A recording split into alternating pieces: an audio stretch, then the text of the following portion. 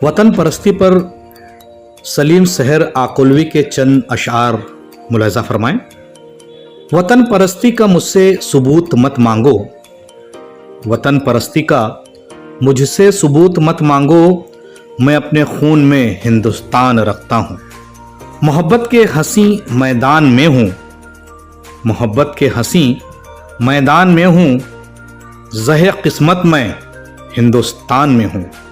हम दिल में कुरान सजाए रखते हैं, हम दिल में कुरान सजाए रखते हैं, जहन में हिंदुस्तान सजाए रखते हैं।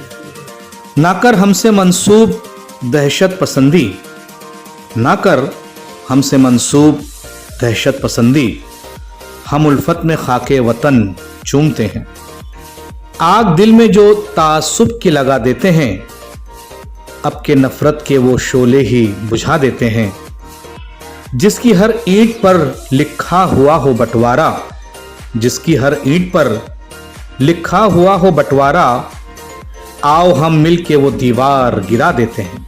ऐ मादरे वतन तेरी चाहत को छोड़कर, ऐ मादरे वतन तेरी चाहत को छोड़कर, मरकर भी हम न जाएंगे भारत को छोड़कर।